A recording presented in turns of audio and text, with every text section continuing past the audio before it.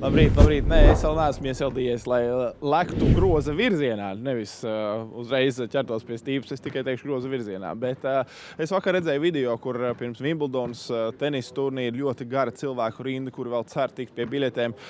Geto Games Kolizejā gan biļešu nav nepieciešams. Ieeja būs bez maksas 7, bet šeit pagaidām rinda vēl nav, bet laicīgi aicināt ierasties cilvēki, jo šodien īpašs notikums un Kings of Air, jeb bumbas, triekšanas, grozā no augšas sacensības šeit Grīziņkalnā. Un man aiz muguras jau viens no sacensību dalībniekiem, kurš saka, ka viņš uzvarēs, Jeremijs Skywalkers, un, protams, arī Raimonds Elbakjans, šī pasākuma viens no organizatoriem.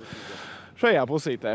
Apsveicu ar kārtējiem, grandioziem, skaistiem svētkiem, kur iet zem virsraksta Kristapa Dārgā pēdējā dēja. Ja? Kristapa Dārgā pēdējā dēja, tāpat arī mēs pieminēsim Jāni Tīmu, jo viņam dzimšanas diena 2. jūlijā. Un, daudz labas lietas sarakstītas papīra, un šodien no rīta tieši dzerot kafiju, es teicu, ka es vairs nezinu īsti, ko tā iespējamā budžeta ietvaros, ko Latvijā vispār var dabūt gatavu, ko vēl var izdarīt, jo nākamais solis ir tik liels, kad šaubos, ka zem klājas debesis mēs varētu mēģināt to dabūt gatavu. Klau, par pārsteigumiem. Tur laikam lieki jautāt. Jūs esat centrāla tirgu, atceros, tur visādas klipiņas filmējuši, izdomā, kā piesaukt spēlētājus un tā tālāk. Kur vēl smelties idejas un ar ko šogad pārsteigsiet? Par idejām tur mums Renārs Zeltiņš, viņam viņas netrūkst, viņam vienmēr ir kaut kas azotē un katru gadu tomēr izdodas realizēt kaut ko jaunu, bet pamatā tomēr mums ir 3 latviešu dalībnieki, un diezgan svarīgi ir, lai latvieši tiek kaut kur tuvāk pusfinālam un finālam, jo tad arī tā emocija pašiem skatītājiem ir daudz tā līdzjūšana savējiem. Viņi vienmēr iedod šīm sacensībām tādu speciālu garu.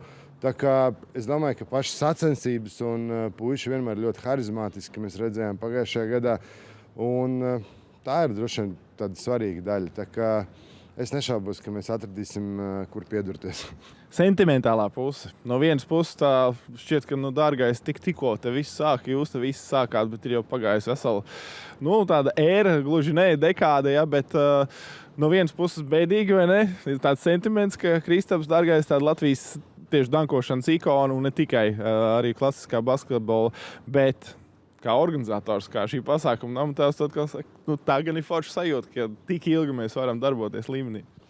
Man šķiet, ka par to vienkārši jāpriecājās, kad tik daudz gadus arī, es domāju, nebūtu Kristapa, nekad nebūtu Kings of Air, jo ja ir viens tāds džeks, uz kura dēļ ir vērts censties un ir vērts aicināt tiešām pasaules labākos, un viņš var, tā teikt, nostāties viņiem pretīm un rādīt labu rezultātu vairāk kārt nokļūstot finālā un tā. Tā kā liels paldies Kristapam par viņa paveikto darbu. Vakardien mēs Lido pēc preses konferences aprunājāmies, kad pusstundiņu vispār tā par un ap, un es ļoti priecīgs, kad viņš kar savus kedus, tā teikt, uz nagliņas un dodās tālāk lielajā dzīvē, un es novēlu viņam tikpat spilgtu karjeru nākamajās lietās, cik bija dankos un basketbolā arī realizēt dzīvē, tā kā tas ir pats galvenais. Tā lielā dzīve, ko tu piemini, prieks, ka beidzot arī Kristapa Porziņu esat pierunājuši būt daļai no šī pasākuma, būt žūrijā šeit par to, ka tā ir tāda basketbola ģimene, jau vairāk kārt arī pieminētais Jānis Tīma, kurš vērtēs dankus no mākoņu maliņas. Tā ir vēl viena ekstra, ko jūs gribat iedot, vai ne? Ka neatkarīgi no tā, vai tev ir NBA čempiona tituls, ka mēs visi turamies kopā un esam kā viena ģimene. Es domāju, par to vispār ir pats Geto Games, un bez tās motivācijas, teiksim, par Jāņa pieminēšanu tā, ka man būtu grūti atrast motivāciju vienkārši tādā mērogā to realizēt, jo mēs redzam, ka ir ļoti daudz tādu mazi kaut kādu slamdanu konkursiņu, un arī cilvēkiem ir labi, bet, lai to darītu tādā mērogā un svinētu šos svētkus, tur ir vajadzīga kaut kāda lielāka pievienotā vērtība. Un, Kristapa dalība, tas ir tāds ļoti patīkams mirklis arī visai komunai. Bet viņš ir atbalstījis pirms tam, nesot klātienē, vai ne? Viņš ir atbalstījis vienmēr ar pirmkārt galveno balvu Geto basketā, kur jaunieši ir braukuši uz Ameriku, laikam mēs tieši pagājušajā gadā reiķinājām. Te bija 6 gadi, pirms tam bija Andris Biedriņš 10 gadus, un tad es teicu Andrim paldies, un tā teikt nododam stafetes kociņu tālāk Kristapam. Un viņš šos visus 6 gadus to ir pildījis, tā kā liels paldies viņam par to. Paldies, Raimond. Vēl īsi sapnis, kur aizvest šādu pasākumu, milzīgi parādot pasaulē jau varbūt. Nu, šodien šeit būs visa pasaule. Mēs organizējam arī ļoti, ļoti kvalitīvu tiešraidi no šejienes. Un patiesībā, nezinu, māksliniekiem ir kaut kādas viņa mākslas performances un tā tālāk. Man nekad nav bijusi ambīcija, nezinu, tagad, kad tas kļūs par, es vienmēr tā adekvāti skatījies uz to, par ko tas varētu kļūt. Un man ir prieks, ka mēs šeit Latvijā varam izdarīt kaut ko lielā mērā tie, kas saprot, abrīno visā pasaulē. Tā kā nekāda tāda super komerciāla nākotnes mērķa tajā nav. Drīzāk mērķis būtu, lai mēs to varam turpināt kā tradīciju šeit Latvijā un piedzīvot kopā ar jauniešiem. Paldies, lai izdevies pasākums un tiem, kas nevarēs ierasties klātienē, tātad būs arī tiešraide. Bet viens no dalībniekiem ir Jeremiah Skywalkers. Good morning, nice to see you here in Grīziņkalns. So yesterday you told that you're gonna win this event. So es viņam prasu par to, ka viņš teica, ka uzvarēšot šo pasākumu. Where did that confidence come from? The confidence came from me winning multiple events when I was younger. Came from me winning an event 2 weeks ago. Came from me just being good. I put in a lot of work. I know my capabilities. I know that if I don't miss dunks, I can't really lose. So, yeah. Jā, nu īsumā tulkojot par to, viņš saka, ka tā pārliecība rodas uzvarot sacensības, un esmu tik daudz uzvarējis, arī pavisam nesen uzvarēju, tā kā mani triecieni grozā no augšas vienmēr ir iekšā, un man danki izdodas, un tieši tāpēc es vienkārši esmu ļoti labs. So, tell me about your basketball history. You played classical basketball, and when did you realize that you can jump higher than others? So I played basketball like everybody else growing up. When I was about 16 years old, I realized, damn, I can dunk pretty well. And then I think when I was 17, I won a professional dunk contest. Well, not professional, but a clothing brand in the UK had a dunk contest, and it was up for a decent amount of money, about €500. I won that. No one was close to me, and I realized, maybe I don't think basketball for me. I think dunking is for me. So from there, I just worked. And yeah, I'm here now, literally. Jā, Džeremijs nāk no Londonas, no Lielbritānijas, un es jautāju viņam, kāda ir viņa iepriekšējā pieredze ar klasisko basketbolu. To, protams, viņš ir spēlējis, un kad viņš saprata, ka lec augstāk par citiem. Un viņš atbildēja, ka tas bija aptuveni 15, 16 gadu vecumā, kad to ir sapratis, tad ir piedalījies kādās sacensībās, kurās vinējis un nopelnījis arī naudas balvu aptuveni €500 vērtībā. Un viņš sapratis, hei, danki ir mana nākotne, un ar to es varu saistīt.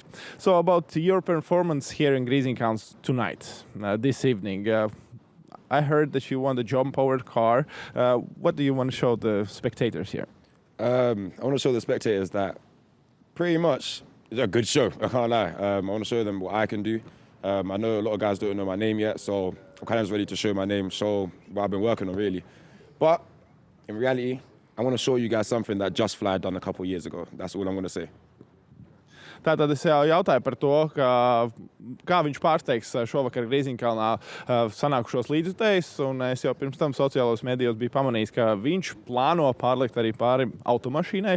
Redzēsim, ko ir sagatavojuši ne tikai viņš, bet pārējie, bet viņš, protams, saka, ka galvenais ir izklaidēt, un, protams, arsenālā ir daudz dažādu ļoti labu triku. About the competitors of this event, what can you tell? What do you know about Kristaps Dargais, the last dance of him? Kristaps Dargais, absolute Latvian legend, world dunk legend, dunk elite legend. Chris Staples is here. Joel Henry's here. Smooth Kravenko's here.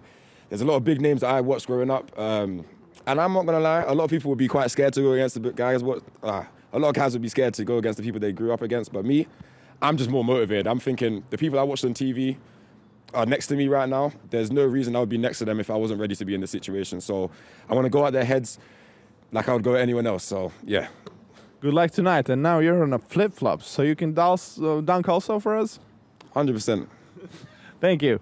So let's go on. Un es īstenībā vēl notulkošu to, ko viņš teica, protams, par Kristapu Dārgo. Es viņam jautāju, un viņš teica, ka tā ir ne tikai Latvijas slam dunk leģenda, bet, protams, ne tikai pasaules, bet arī dunk elite. Tā kā viņam ir liels prieks sacensties ar labākajiem un tiešām visu dalībnieku sastāvu, kas šovakar būs šeit Grīziņkalnā, viņš ir gatavs uzvarēt. Tālūk, Jeremijs Skywalkers un Raimonds Elbakens turpat līdzās. Tā kā vakarā 7 šeit viss sākas, būs jautri. Vārds kolēģiem. Reini, un tagad tu lūdzu. Mēs neturpināsim ziņas, kamēr tu neparādīsi savu performanci, kamēr tur nav skatītāji. Nu.